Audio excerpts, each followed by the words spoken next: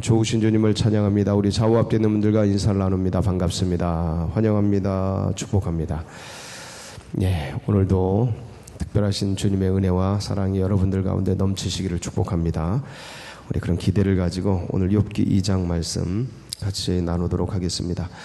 지난주 금요일에 욥기 1장을 나눴습니다. 근데 욥기를 시작하면서 이 월요일 오늘까지 오리엔테이션을 하겠다, 그런 말씀을 나누었습니다.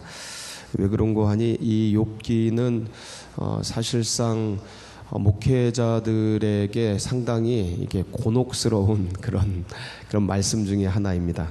예언서가 내용이 반복되기 때문에 그걸 통으로 해석, 한 장 통으로 해석하는 게 만만치가 않은데, 예언서보다 훨씬 어려운 게 욥기입니다. 욥기. 왜냐하면 이 욥기는 같은 내용을 디베이팅이라고 해요. 논쟁하는 거죠. 둘이. 욥의 세 친구와 엘리후를 포함해서 4명과 욥이 알 수 없는 시험 당함 속에서 이 원인이 어디에 있느냐를 놓고, 이 욥의 세 친구와 엘리후는 위로한다고 하는데 이게 이제 정죄가 되고, 욥은 알 수 없는 이 고난 때문에 지금 자기 재앙 속에 있기 때문에 죄를 지은 것 때문에 그런가라는 자괴감과 더불어 그렇지는 않은데 하는 이 알 수 없는, 납득이 안 되는 상황 속에서 나는 그런 건 아니다라고 이야기를 하면서 이게 디베이팅 아닌, 그러니까 논쟁 아닌 논쟁이 되는 그런 상황인데, 이거는 두 부류 속에서 치열한 논쟁이지만 이제 저는 이걸 해석해야 되잖아요. 근데 이 욥기 1장부터 42장까지가, 욥기 이제 내일부터가 좀 어렵습니다. 이제 내일부터가 사실은 2장까지는 그래도 많이 다뤄지죠. 해석이 편해요. 근데 3장부터 상당히 이제 반복이 돼요.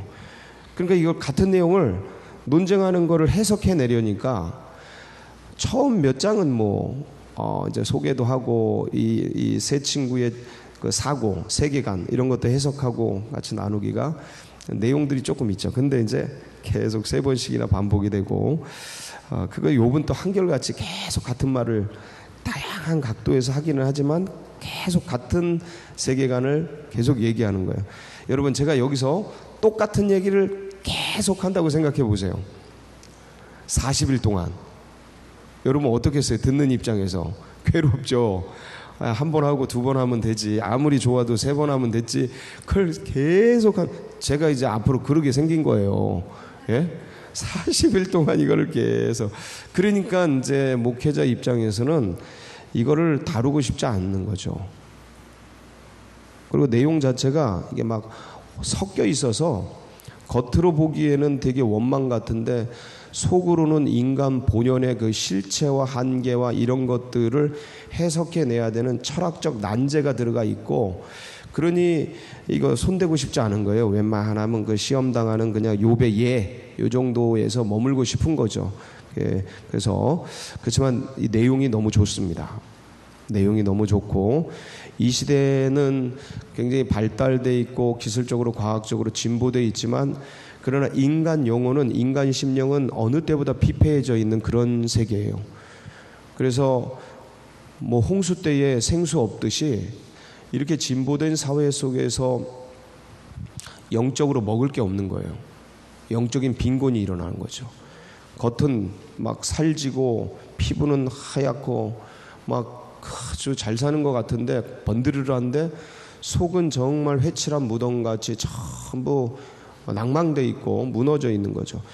그런 세계 속에서 던져진 영혼들이 또 살아가다 보면 인생 속에서는 알 수 없는 시련과 고난들이, 겉은 화려하지만 뒤에서 당하는 그 고난과 아픔들, 이 화려한 세계 때문에 누구에게 터놓고 말할 대상도 없는 끌어안고 외로움과 고독 속에서 자기가 당한 예기치 않은 이 아픔과 통증을 끌어안고 살아가는 그 고뇌에 찬 이 시대의 사람들이 사실은 이 욥기를 다루다 보면 굉장한 위로가 됩니다.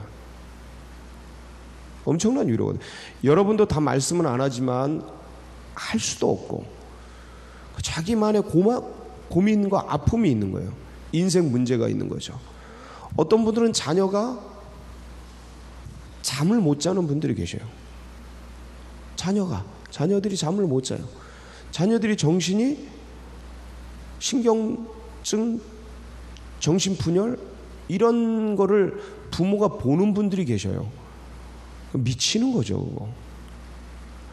기독교인인데 교회 나오고 예수님을 믿는데 자기 자녀들이 그래 가는 거를 보는 거예요. 이걸 어디다 하소연합니까? 어느 땐 본인이 그런 우울증, 공황장애 이런 걸 앓기도 하고 이걸 어디다가 누구에게 말을 합니까? 말할 데가 없는 거예요. 이제 이건 아주 비근한 예고, 그 말할 수 없는 그 수많은 고민과 아픔들, 어디에서 왔는지도 모르는, 참 내가 죄를 지어서 그러면 대가를 받는다 이렇게 생각할 수 있는데 원인 모르게 다가오는 그런 것들이 너무 많다라는 거죠. 그 지난 날에는 그것들을 네 부모의 죄고 너의 어떤 알 수 없는 인과응보의 그런 대가다 이렇게 해석을 했단 말이에요. 근데 그런 것이 아니고 전혀 다른 제3의 해석, 하늘의 해석, 예수께서 보여주신 해석, 이게 전부 하나님께로부터 온 그 해석들이 있다라는 거죠. 그런 것들을 우리는 같이 이제 나누게 되는 겁니다.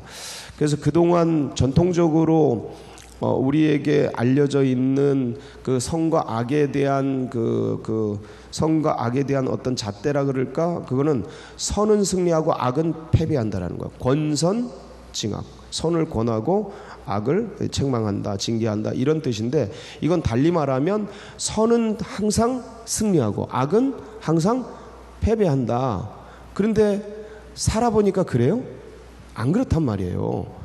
그렇지 않아요. 죽도록 선하게 살았는데, 평생 선하게 살았는데 그렇게 살다 망하는 사람들이 있어요. 악랄하게 사는데 아주 잘 사는 사람들이 그냥 제가 시편 73편 지난주에 보여드렸잖아요. 좀 일부를. 눈이 튀어나오도록, 그거 어떻게 그렇게 표현했는지 몰라요. 눈이 튀어나오도록 잘 살아, 그 악인이. 그러니까 이 하나님을 경외하는 이 의인이, 선인이 미끄러질 뻔한 거예요. 너무 그거 생각하다가 해석이 안 되니까 미끄러질 뻔했다라는 게 뭐냐면 거기에 유혹돼서 넘어질 뻔했다라는 거예요. 아씨, 막 살아야겠네. 저도 그런 적이 있습니다. 뭐 이 사회가 이따위야. 아버지 평생 일하고 이랬는데 그지같이 살고, 야 동생 저렇게 됐는데 저걸 뜯어먹으려고 이 공공기관과 이 사람들이 협작을 하고 해가지고 이 가난한 애들 그거를 다 그냥 말아먹으려고 하네. 그러니까 이 사회에 대한 적개심들이 쌓이는 거죠. 분노들이 쌓이고, 그러면서 이제 그거를 깨부시려고 돈을 벌려고 하는 생각들이 일어나는 거예요. 그러니까 이게 보세요. 성공을 해도 이 속에 히틀러가 그 유대인 뭐 어쩌고 저쩌고 그거 뭐 죽이고 그렇게 했던 게 600만을 그렇게 죽인 게 그 유대인 유대인에게 자기 엄마를 뭐 어떻게 했다든가 그런 게 한이 돼가지고 그랬다는 얘기들이 있어요. 여러 설 중에 하나가 히틀러가 왜 그랬나. 그러니까 이게 뭐냐면 자기 속에 성공을 해서도 그 성공의 요인이 뭐냐면 그런 어떤 안 좋은 것들로 인해서 성공되면 그게 이제 분노로 나가서 사회를 이제 분열시키고 깨버리고 이제 보복을 하죠. 이제 그런 것들. 그러니까 이 악인의 형통과 의인의 고통, 이런 게 해석되지 않는 그 시대의 시대상의 문제를 이제 주님께서 우리들에게 새로운 세계로 열어주시는 거예요. 이건 하나님의 해석이에요. 고난에 대한 하나님의 해석. 굉장한, 이거는 이 당시에 제가 알기로는 이게 족장 시대에 당했던 그런 시대의 고통이에요. 족장 시대. 왜냐하면 본인 욥이 직접 제사를 드리거든요. 이건 족장 시대입니다. 그냥 이건 족장 시대예요.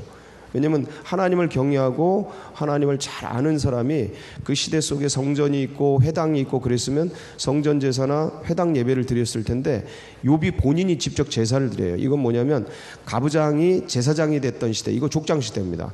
그러니까 이 욥의 내용 배경은 족장 시대를 배경으로 하는데 이 욥기를 쓴 사람은 솔로몬이라는 그런 해석이 굉장히 많습니다.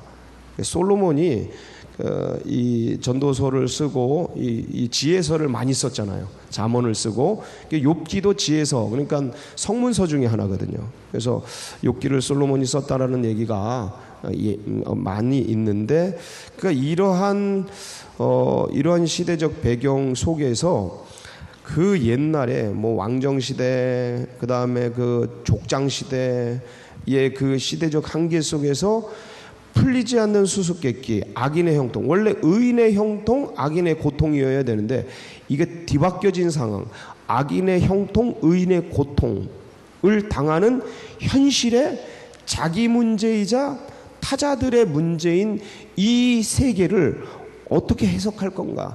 해석되지 않는 고난당하는 의인들을 향한 하나님의 새로운 세계관을 보여주는 거예요. 굉장한 엄청난, 제가 보기엔 나올 수 없는, 이 당시에는, 왜냐하면 이 당시엔 전부 권선징악이거든요, 해석이. 근데 이 나올 수 없는 성경이 나온 거예요. 그러니까 하나님의 중심에 있는, 심장에 있는 고난을 보는 해석이 나온 거죠. 알 수 없는 고난을 의인들이 당할 수 있다, 이 메시지예요. 근데 그 고난이 뭐를 잉태하느냐?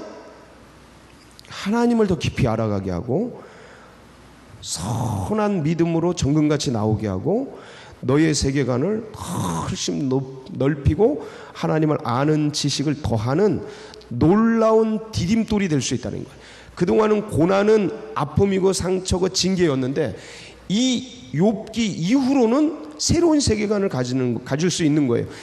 고난과 예기치 않게 당하는 환난이 뭐가 될 수 있다? 발판이 될 수 있다라는 거예요. 그러고 나서 이제 이거를 알고 나서 돌아보니, 그러네. 비 온 뒤에 땅이 굳어지고 젊어서 고생은 사서도 하고, 이게 무슨 얘기예요? 고난이 유익된다라는 의미거든요. 젊어서 하는 고난, 그러고 나서 우리가 당한 지난날의 고난을 쭉 보니까 이 고난을 하나님 붙들고 이겨내서 오고 나서 보니까 그때는 그 고난이 해석이 안 되고 납득이 안 되고 이해가 안 됐는데, 이제는 철이 들어서 그 고난을 해석할 만한 그 어떤 인생관과 이 사고관과 이런 걸 가지고 보니, 그때 그래서 그런 고난이, 내가 그래서 그런 가난한 집에 태어났구나. 그래 내 자식이 그렇게 아픔 중에 있었구나. 이게 돌아나서 보니까 이제 고난이 해석되는 거예요. 그때는 해석이 안 되는 거예요. 납득이 안 되고. 근데 그 고난 속에서 주님 붙들고 한 걸음 한 걸음 왔더니 지금의 내가 있게 됐구나. 고난이 내게 유익이구나. 이 고백이 나오는 거예요. 전에는 고난당하면 하나님 원망이죠. 근데 이게 고난이 유익이 되는 거를 고백하는 그 최초의 성경적 기록이 이제 이거라고 보면 돼요. 아니, 그러니까 이런 걸 다룬 성경이 이거라고 보는 거예요. 그런 면을. 고난의 해석서예요. 고난의 변증서. 그러니까 이게 신정론에 대한 변호서라고 제가 말씀드린 게, 신은 정의로운데 왜 악이 이 세상에 존재하는가에 대한 이야기, 변호서라고도 말할 수 있는 겁니다. 그래서 오늘 이제 2차 시험을 당하지 않습니까? 1차 시험은 뭐였죠? 1차 시험은 욥이 부자였는데 그 재산이 전부 날아가는 거예요. 스바 사람이 와서, 스바 사람은 저 아라비아 남아라비아 지역에 있었던 유목민들이에요. 호전적인 거친 사람들. 이때 당시에는 뭐 남의 것을 빼앗는 게 재산 증식의 한 방편입니다. 그렇게 그런 족장시대 목축업을 하던 그들이 싹 올라와서 어느 땐 쓸어가고, 그런데 스바 사람이 갑자기 와서 나귀하고 그 다음에 뭘 앗아가요? 소들을 앗아가죠. 그래서 다 뺏어가고 종들 다 죽이고. 이때 당시에 욥도 사실은 자기 사병들이 있었습니다. 종들이라고 말하는데 이 종들이 한두 사람이 아니에요. 아브라함이 몇 명 기르죠? 집에서 사병을 318명. 에서는요, 야곱을 마중 나올 때 몇 명 데리고 나오죠? 400명 데리고 나옵니다. 자기 사병들이에요. 그러니까 이때 당시에 불을 쐈던 사람들은 자기 사병들을 조직을 해서 자기 재산을 보호합니다. 동방의 최고 재벌이었던 욥이 사병들이 없을 리가 없어요. 그러니까 사병들이 있었거든요. 그러니까 근데 이 사람들이 전부 죽어버리는 거예요. 스밧 사람들이 조직적으로 다가와서 전부 쓸어버리고 재산을 가져간 거죠. 그 다음에 이제 하늘에서 불이 내려왔다. 이게 뭐 어떤 대형 화재 같은 건데 그냥 뭐라고 표현하기는 어려워요. 번개불일지 뭘지. 근데 소돔 고모라를 그때 유황불로 멸망시키는 것을 우리가 생각해 볼 때 아마 유황불의 어떤 일종의 그런 것들이 덮쳐서 이 유황불이 뭐를 쓸어가냐면 양을 쓸어가요. 양. 그쵸? 양이 이때 당시에 7,000마리라고 돼 있어요. 근데 양을 그 7,000마리의 양이 퍼져 있는 그 목축지대에서 불이 나서 쓸어갈 만한 그러한 번개는 빵 치면 그때 그 지역 조금이잖아요. 7,000마리를 한꺼번에 쓸어갈 수가 없거든요.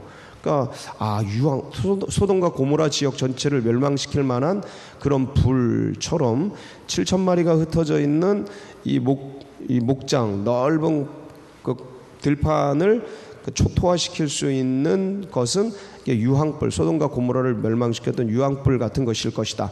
추측만 하고 있습니다. 그런데 그런 불들이 하늘에서 내려왔다라는 거죠. 그러니까 하나님의 징계거든요.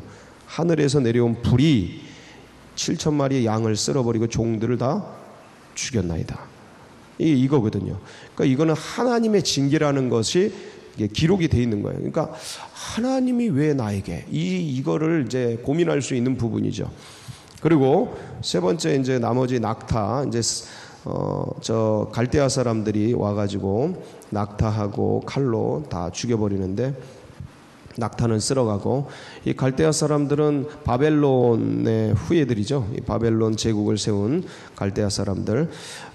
이 갈대아 우르에서 아브라함이 이제 하란을 거쳐서 이 가나안으로 오게 되죠. 전부 그런 어떤 셈족 계통의 그런 사람들인데 굉장히 거칩니다. 제국을 건설할 정도로 호전적이고 거친 사람들인데 이들이 세대로 나누었다라는 것은 군대를 조직했다라는 거예요. 조직적으로 이 욥의 재산을 탈취하기 위해서 온 거죠. 근데 이게 언제 일어나요? 하룻밤에 다 일어나요. 이 성경 내용을 자세히 분석해 보면 계속 꼬리를 물고 재앙이 터지는데 이게 하루에 다 일어납니다. 오래 걸린 시간이 아니에요. 여러분이 욥기 42장까지가 몇 달, 몇 년 걸리고 그게 아닙니다. 짧은 시간 안에 일어난 거예요. 짧은 시간 안에. 제가 며칠이다 말하기는 어려워요. 근데 아주 짧은 시간에, 긴 시간이 아니고 아주 짧은 시간 안에 일어난 일입니다. 이 재산 다 날아간 게 하루 만에 일어난 거예요. 재산뿐만 아니라 사실은 욥의 맏아들 집에서 형제들이 모여서 음식을 먹는 그 사이에 다 일어나요. 그리고 그 10명의 자녀들마저 그날 다 죽어요. 큰 바람이 와서 폭풍이 온 거죠. 네 기둥을 쳐서. 그래서 한 자리에서 먹다가 다 죽어요. 그 소식을 전가를 받는 거예요. 이게 1차 시험이에요. 근데 이 1차 시험 때에 욥이 고백하는 말들이 너무 기가 막히죠. 뭐라고 고백을 합니까? 1장 20절, 21절, 22절인데 같이 보겠습니다. 시작. 안 올렸나 보다. 욥이 시작. 욥이 일어나 겉옷을 찢고 머리털을 밀고 땅에 엎드려 예배하며 이르되 내가 모태에서 알몸으로 나와 싸운즉 또한 알몸이 그리로 돌아가올지라. 주신 이도 여호와시오 거두신 이도 여호와시오니 여호와의 이름이 찬송을 받으실지니이다 하고 이 모든 일이 욥에 범죄하지 아니하고 하나님을 향하여 원망하지 아니하니라. 참 그런데 욥의 반응이 이렇게 아름다워요. 제가 이거 한번 해석을 했죠. 찬송을 했다. 그리고 예배를 드렸다. 그러니까 이 큰 일을 당하면서도 하나님 제가 이 신앙은 제가 보기엔 정말 엄청난 신앙입니다. 제가 빈손으로 적신으로 왔다 그래. 붉은 피를 끌어안고 온 몸. 애들이 피 속에서 나오잖아요. 적신이라고 그러죠. 피에 젖은 몸이란 뜻이에요. 적신으로 온 몸. 이 사람은 뭐냐? 빈손으로 온 몸. 빈손으로 돌아가올지니 주신 이도 주님이시고 거두시는 이도 하나님이십니다. 그러면서 그 일들을 당한 거에 대해서 그러니까 하나님을 원망하는 대신 찬송하죠. 그리고 하나님께 예배드려요. 그러니까 이 신앙은 그리스도인이지만, 같은 그리스도인이지만 되게 부러워요. 되게 부럽습니다. 나에게 이런 일이 일어난다면, 하늘을 향해 원망하고 이게 무슨 일인가 막 땅을 치고 그럴 텐데, 굉장히 존경스러운 그러한 신앙입니다. 그래서 욥을 하나님이 어떻게 해요? 칭찬하시죠. 하나님 그래서 욥을 칭찬하는 거예요. 욥기 1장 1절 보면 욥이 시련 당하는 이유 중에 하나가 이거예요. 1장 1절 볼까요? 시작. 우스 땅에 욥이라 불리는 사람이 있었는데 그 사람은 온전하고 정직하여 하나님을 경외하며 악에서, 하나님 경외하고 정직하고 온전하고, 이 온전하단 말을 사람에게 쓰기가 쉽지 않아요. 퍼펙트하다라는 건데, 그리고 악에서 떠난 자더라, 이렇게 사람들이 존경을 받고 신망을 받는 그런 욥이고, 이게 이제 욥기를 딱 여는 1장 1절이 욥을 평가하고 욥을 나타내는 그런 거지만, 이러하기 때문에 뭘 받는 거예요? 시험 받는 거예요. 이게 어떤 복성 같은 거. 이런 사람이기 때문에 시험 받는 거예요. 욥을 향한 하나님의 평은 어떤 거예요? 1장 8절 볼까요? 시작. 여호와께서 사단에게 이르시되 네가 내 종 욥을 주의하여 보았느냐? 그와 같이 온전하고 정직하여 하나님을 경외하며 악에서 떠난 자는 세상에. 이게 이제 하나님이 욥을 보는 중심이에요. 욥을 보는 하나님의 마음. 자, 그런데 이 알 수 없는 고난을 당하죠. 그러한 상황에서 욥이 이런 고백을 합니다. 자, 그러한 1차 시련을 당한 욥을 보고 하나님이 뭐라 그러셔요? 그게 오늘 말씀 3절이에요. 3절 시작. 여호와께서 사탄에게 이르시되 네가 내 종 욥을 주의하여 보았느냐? 그와 같이 온전하고 정직하여 하나님을 경외하며 악에서 떠난 자가 세상에 없느니라. 네가 나를 충동하여 까닭 없이 그를 치게 하였어도 그가 여전히 자기의 온전함을 굳게 지켰는, 그가 여전히 자기의 온전함을 굳게 지켰느니라 하면서 그 욥을 칭찬합니다. 여러분들에게도 이러한 주님의 칭찬과 은혜가 있기를 축복합니다. 예, 아멘. 이거 조심해야 되는데 그렇지만 사모합니다. 나중에 아브라함이, 머리 쓰던 아브라함이 독자 100세에 난 아들을 주님께 드리죠. 칼로 찍어 죽이려고 그래. 번제를 잡아 죽이려. 그 신앙, 이게 2급이다. 이게 2급 그 신앙. 근데 내 자식이 고난당하고 내 자손이 아픔당하고 이런 걸 보는 부모와 할아비, 이 조부모의 심정은 너무너무 아프죠. 그래서 그리고 이제 극단적으로 이제 자녀가 죽어버렸다 이러면 그거 정신을 못 차리죠. 그런 분들도 이렇게 뵙고, 그래서 정신없는 고통과 아픔이 다가오는. 근데 그런 중에서 10명의 자녀를 보냈는데 어떻게 이럴 수 있을까 생각해 보면, 이 믿음과 신앙은 우리 같은 사람들의 수준이 아니에요. 제가 보기엔 저희가 다룰 수 있는 영역의 사람들이 아니에요. 왜 급이 다른 분들이 계시잖아요. 우리 신앙의 선조들 중에서도 별같이 빛나는 급이 다른 분들이 계셔요. 사막에서 기도 수도원에서 그렇게 하나님을 경외하며 모든 걸 끊고 집중했던, 그러니까 급이 다른 분들이 계셔요. 세상에 살지만 그렇게 살았던 분들도 계시고, 그런 분 중에 한 분이다라고 생각하면 되죠. 그래서 아내가 뭐라 그럽니까? 이제 그래서 이제 두 번째 시련이 오죠. 이제 자기 건강이에요. 여러분, 고난이 올 때 이런 패턴으로 와요. 그러니까 잘 새겨두세요. 멀리서 옵니다. 고난이 멀리서 이렇게. 그리고 어디까지 와요? 자기 몸까지 와요. 그러니까 이거를 멀리서 올 때 하고 눈치를 빨리 채야 돼요. 눈치를. 영적인 것들을 착 체크를 해야 됩니다. 그래서 하나님 앞에 빨리 엎드려야 돼요. 빨리 엎드려야 돼요. 그래야 거기서 멈추지. 그렇지 않으면 끝까지 와버리는 거예요. 내게까지. 그런데 이런 일들을 보면서 이제 몸이 모든 발바닥부터 정수리까지 종기가 나버리잖아요. 이게 종기가 터지고 그러면서 이게 그 여름날 땡볕속에 쫙 마르니까 이 피부가 쫙쫙 갈라지는 거죠. 피부가 쫙쫙 갈라지고 그런 아주 냄새 나는, 왜냐하면 고름이 터지면서 그 냄새가 찬 거라죠. 그래서 기와장을 갖다가 질그릇 조각을 갖다가 이제 몸을 긁고 간지러우니까 몸이 터지고 그러면서 아주 지저분한 병인데 본인도 괴롭지만 주위에 있는 사람들은 죽어나는 거죠. 특별히 그의 아내는 무슨 죄예요? 욥의 자녀들, 자기 자녀들이잖아요. 재산. 그리고 욥마저, 자기의 남편마저 질병에 걸려서 죽어가는 상태에 이르르니, 그리고 너무 냄새가 나는 그런 상태에 이르르니 이 여인이, 제가 보기엔 이 말하고 어떻게 됐을까요?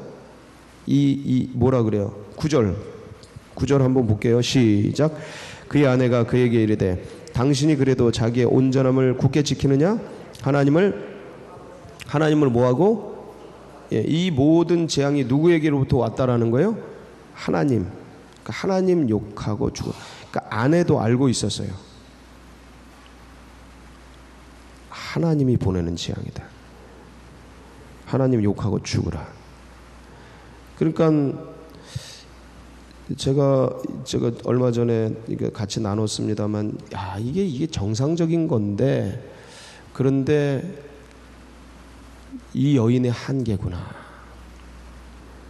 이런 고난 속에서 이렇게 반응하는 게 사실은 어떤 면에서는 너무 큰 충격이고 아픔이니까, 그래서 종교를 바꾸는 분들도 계십니다. 불교로 가는 분들도 계셔요. 자기 삶에 고난과 아픔이 오니 이게 해석이 안 되니까 어디로 떠나버려요? 불교로 떠나버리는 사람들도 계셔요. 하나님 버리는 사람들 계십니다. 크리스찬이었는데 이해가 돼요. 이해는 되지만 한계가 있는 거. 저 너머에 푸른 초장과 맑은 물가가 있는데, 아쉬움이 있는 거죠. 아쉬움. 이해는 돼요. 그분들 얘기를 들으면 이해는 돼. 이래서 했는데 이 큰 고난 속에서 하나님 가만히 있더라. 내 기도 안 들어주더라. 더 큰 고난 오고 아픔 오더라. 이해는 되는데, 근데 그 모든 것들이 합력해서 결국 선을 이루어 주시는데, 이 여인이 이게 이제 제가 그래서 이걸 기복신앙이다 이렇게 해석을 했습니다. 기복신앙이다. 하나님은 저주와 재앙과 고난과 아픔 속에서도 역사하시는 분이에요. 욥의 신앙이 이제 주권 신앙이다 이렇게 말씀드렸죠. 하나님이 주권을 가지시고 역사하시는데, 나에게 다가오는 이 여러 가지 좋은 일과 슬픈 일과 축복과 저주의 이 상황 속에서 내가 이것들 속에서 하나님을 붙들고 가지 않으면 어찌하리요? 그러면서 그 아내를 책망하죠. 당신이 어리석은 여인 같다고 책망하는데, 제가 보기엔 이 아내는 이렇게 말을 하고 떠났을 가능성이 굉장히 높습니다. 하나님을 욕하고 죽어라. 그래서 욥은 홀로 남겨지게 된다. 홀로. 그 친구들 3명이 찾아와요. 이 친구들이 친구로 해석이 됐지만 나이가 많은 분도 계십니다. 아버지 뻘도 계셔요. 그러니까 동료라고 하는 게 나아요. 욥을 아끼는 사람들이라고 보는 게 정확합니다. 근데 이 욥을 아끼는 3사람이 왔는데 욥의 모습을 보니까 어때요? 비참해요. 완전 비참해요. 못 알아볼 정도예요. 그러니까 일주일간을 말없이, 제가 보기엔 이분들 금식하지 않았을까 싶어요. 죽어가는 욥 앞에서 음식 먹고 있었을 것 같지 않고, 밤낮 7일 동안 그와 함께 땅에 앉았으나 욥의 고통이 심함을 보고는 그에게 한마디도, 그러니까 한마디도 말하지 않으면서 그 고난과 함께 동참해서 그 욥이 당한 시련과 아픔을 함께 지어주는 거죠. 같이 있어주는 거예요. 이 굉장한 위로가 되거든요. 여러분들도 고난 당하는 주위의 분들이 있으면 이렇게 함께 해주시는 그런 은혜가 있기를 바랍니다. 굉장한 위로가 됩니다. 그런데 자, 이분들은 여기까지 왔어요. 제가 내일부터 이 세 사람의 캐릭터를 설명해 드릴 거예요. 엘리바스와 소발과 빌닷, 이 세 사람이 어떤 역할을 하고 어떤 시대적 배경과 인물적 역할을 대변하는지, 그리고 이들의 한계는 뭔지, 이렇게 욥을 아끼고 위했던 이분들의 말 한마디 한마디가 욥을 어떻게 정죄하고 판단하고 심판하는 내용이 됐는지, 제가 이걸 너무나 잘하는 게, 저도 참 저도 이제 이렇게 셀 모임을 하지 않습니까? 셀 모임을 하는데 제가 당한 고난과 아픔이 있잖아요. 제가 당하는 그거를 하나님 앞에서 나누는데 이거를 원망이나 신세 한탄으로 듣더라고요. 그러면서 이제 무슨 얘기를 하는데 이제 가르치려고 그러는 거예요. 가르치려고 그러는 거예요. 원인을 알려주려고 그러는 거예요. 그걸 몰라서 그러는 게 아닌데 그런 상황이라고 보시면 돼요. 그래서 내일부터 그건 전개를 하겠습니다. 여러분, 주님께서 우리들에게 이 모든 시험 환난을 넉넉하게 이길 수 있는 은혜와 길을 열어주실 줄 믿고 오늘 하루도 승리하시길 축복합니다. 같이 기도하시겠습니다. 우리 다음 세대들 또 새 가족들 신앙, 이런 믿음의 신앙, 주권 신앙 꼭 붙들고 승리할 수 있도록 기도해 주시고, 우리 또 이 나라 민족과 서울제일교회 나아가는 앞길, 특별히 이제 여름 사역 어제 은혜 중에 이게 우리 태영 아부가 잘 마쳤습니다. 이제 유초동부부터 또 진행이 되는데 은혜의 역사가 있도록 기도해 주시고, 여러분 각자의 기도 제목 붙들고 주여 한번 부르짖고 기도하며 나갑니다. 부르짖습니다. 주여